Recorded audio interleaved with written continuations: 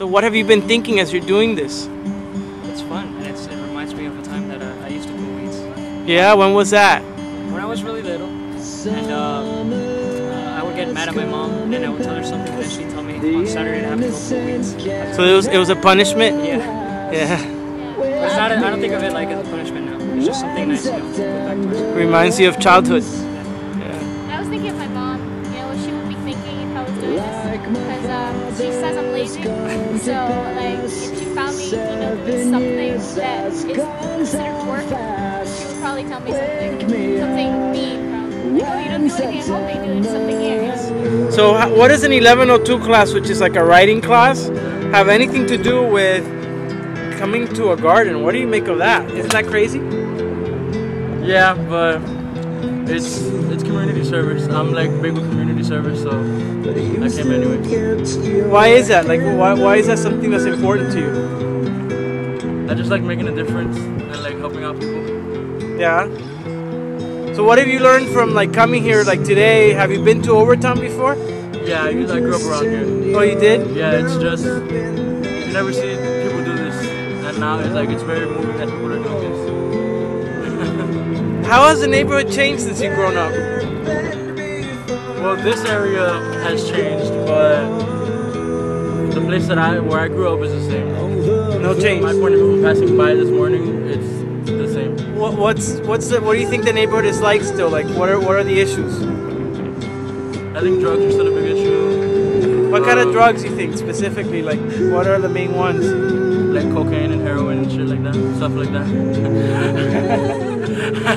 Yeah. Another big thing is homelessness. Like if you pass on 19th, it's nothing but homeless people. Why do you think people become homeless? Me, honestly, it's laziness. But you know, mental disorders can play a part.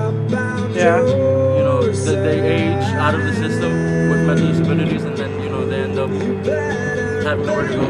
No one to be there for them. What percentage of that factor do you think is at work and the other one laziness? Well, now that we're in a recession, I think it's a lot more.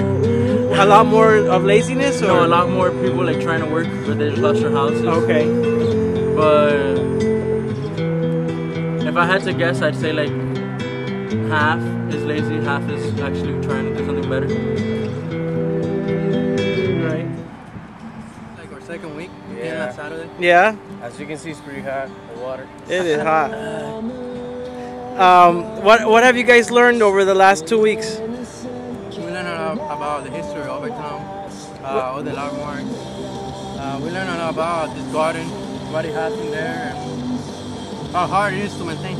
Yeah. The history behind it, the needles that we found over there, all the bad things, that it was a prostitution of place, and all the things that it has behind the store, behind the place, and how is the garden that is compared to a life or a human. It's like a knowledge that you continue development until you get to the end, and you never stop until you die. And it's just like that. You can see the plants that we're planting, and we're.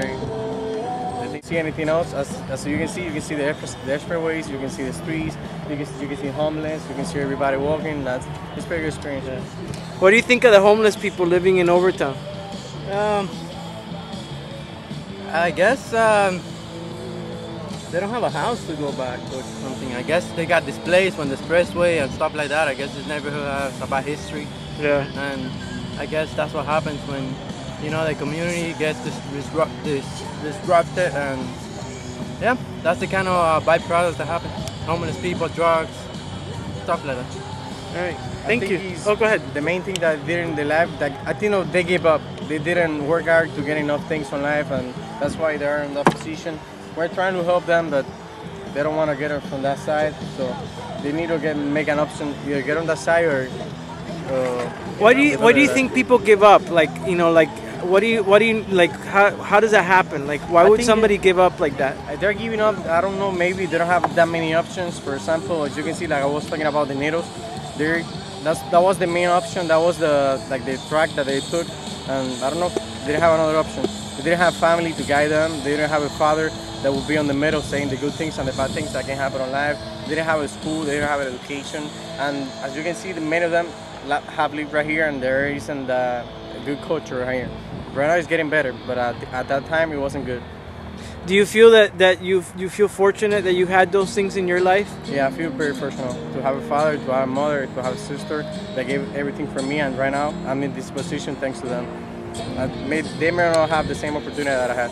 That's why I thank Lord. Do you think that you have a responsibility to like somehow reach out to people that may not have had that? Yeah. Yeah. Is that think I something have of to what help. you're doing right now? Yeah, I kind of like to help people. I feel like a counselor, where I'll give a lot of advices to people, and that's what I like a lot. What do you think is like the experience of racism in Miami? What is that like? What do you think?